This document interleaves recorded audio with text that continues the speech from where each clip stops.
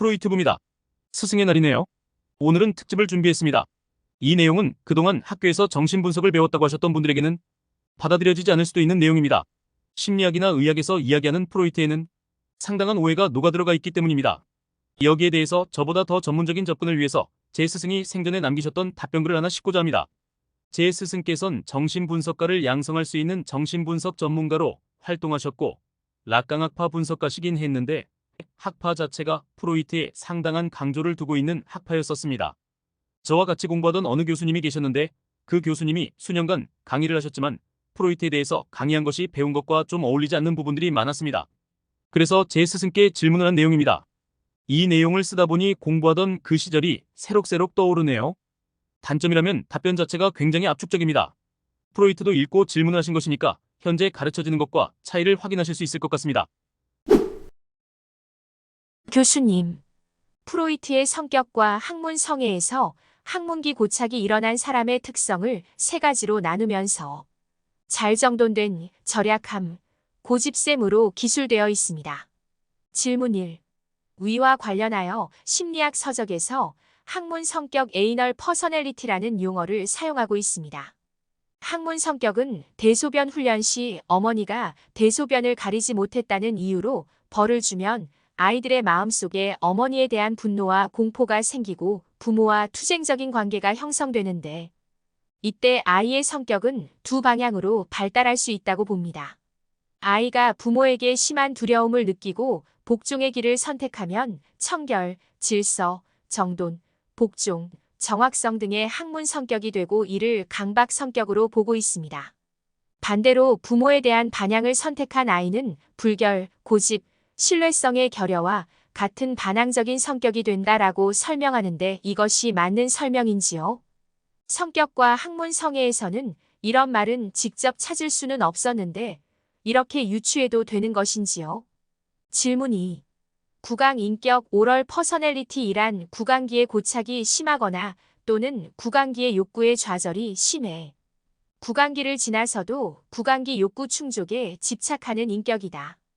구강 인격의 특징은 의존적이고 자기중심적이며 매사에 요구가 많고 받을 줄만 알며 줄 줄은 모른다.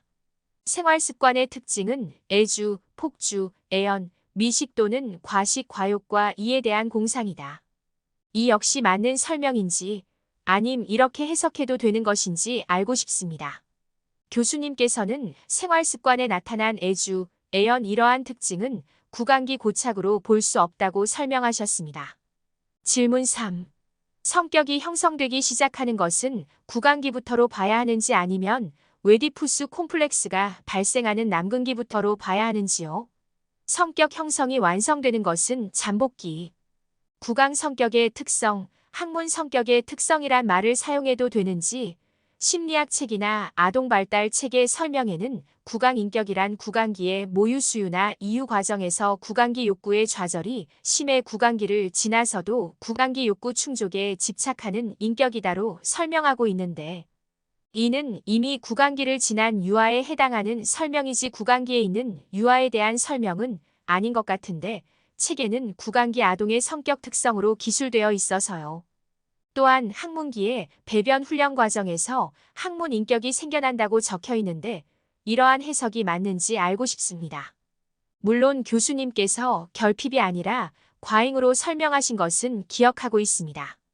각 발달 단계별 성격 특성이 있다고 프로이트가 언급한 부분이 있는지 텍스트를 이리저리 뒤져도 찾기가 쉽지 않아서 질문합니다. 프로이트 글에서 성격 구조론의 이드, 에고, 슈퍼에고들이 성격에 미치는 영향은 찾아보았는데 각 발달 단계별 성격 특성은 성격과 학문 성애를 제외하고 잘 못 찾겠습니다. 아동심리 강의 시 구강기 아동의 성격 특성, 학문기 아동의 성격 특성이라는 대목이 있고 이를 바르게 전달해 주려고 질문드립니다. 성격 형성은 일단 자아가 성립되어야 이루어지므로 구강기 때부터 시작된다고 볼 수는 없습니다. 프로이트의 성격 구조론은 성격이 아니라 인격 구조론입니다. 발달 단계별 성격 특성도 알 수가 없습니다. 학문기 고착에서 비롯되는 소위 학문 성격도 이 극단적인 사례로 연구된 것 일반성이 아니라이며 이 잠복기 이후 퇴행에 의해 이루어지는 것입니다. 즉, 항문기 고착이 강할 경우 나타나는 강박증과 결부되지요. 모든 성격 특질, 성격 일반이 아니라 은 따라서 잠복기 때부터 형성되는 것으로 봐야 할 것입니다. 성격 일반은 항문기 때부터 시작된다고 봐야 하며 성격 일반에 관해서는 딱히 정해진 리비도 발달 단계를 연관시킬 필요는 없을 것입니다. 항문기가 아닌 다른 발달 단계와 연관된 성격 특질들은 연구 과제입니다. 직접 연구해 보세요. 고착은 욕구 좌절이 아니라 그 단계에서 가장 큰 만족을 얻었기에 성립되는 거지요. 이 점은 몇 번이고 강조해도 지나침이 없습니다. 현행 심리학 교과서에서 빨리 탈출하세요. 교과서에서 설명되고 있는 구강 인격 또한 퇴행에 의해 설명 가능할 뿐입니다. 즉, 정신증에서 두드러지게 나타나는 나르시스 특질들을 연관적 용해보면 될 것입니다. 생활습관은 성격이 아니고요. 학문 성격을 처벌에 따른 분노 저항과 두려움 복종으로 나눠 이야기하는 건 상상의 산물에 불과합니다. 성격을 리비도의 반동 형성과 승화로 파악하시면 자연히 풀리게 되는 문제입니다. 한마디로 1. 고착과 퇴행에 대한 무지 2. 성격 일반과 성격 특질의 비구분에서 비롯된 문제 설정 오류로 판단됩니다. 감사. 어떤 느낌이 드십니까? 심리학 교과서에서 이야기하는 정신분석에서는 상당한 오해가 있습니다. 물론 시험에서도 마찬가지입니다. 프로이트의 오역에서부터 출발해서 그 맥락이 삭제되었기 때문에 발생한 사건들입니다. 사실 프로이트 제자들도 프로이트의 개념에 대해서는 제대로 이해를 하지 못한 부분들이 있었습니다. 거기다가 아류 정신분석 같은 것들도 있었고 리비도 이론의 부분들도 그 맥락이 다 빠져버렸습니다. 그래서 오해가 심각한 상태이기도 합니다. 제 스승의 답변이 좀 어렵게 느껴지실 수 있을 겁니다. 특히 고착과 퇴행도 심리학 교과서에서 이야기하는 것과는 전혀 다르고 구강기 아동이 어떻다고 설명하는 것도 완전히 다르게 나옵니다. 그런데 시험에는 심리학 교과서에 있는 대로 답을 써야 합니다. 그만큼 왜곡이 있다는 말이죠. 그렇게 하다 보니 정신분석이 실용적이지 않다는 이야기도 하게 되고요. 하지만 프로이트는 언제나 실용적인 글을 썼고 임상에서도 프로이트가 주장하는 것과 같은 현상들이 나오기도 합니다. 구강기 고착으로 흡연에 중독되고 알코올 중독이 된다는 것도 심각한 오해입니다. 감각기관의 문제를 병리적으로 바로 연결해버리는 것입니다. 의료, 보건 계열에서도 이런 식으로 가르치고 있는데 이는 정신분석적인 관점이 아닙니다. 프로이트에 대한 오해가 심각하다는 거죠. 개념적 오해도 그렇습니다. 여기서 말하는 나르시시즘은 알려진 것과 개념이 완전히 다릅니다. 흔히 생각하는 나르시시즘에서는 주요 모티브가 나르키소스 신화로부터 옵니다. 그래서 자기관리나 셀카 찍는 것 등을 나르시시즘이라 생각합니다. 심지어 학계에서도 그렇게 보고 논문 통과시킵니다.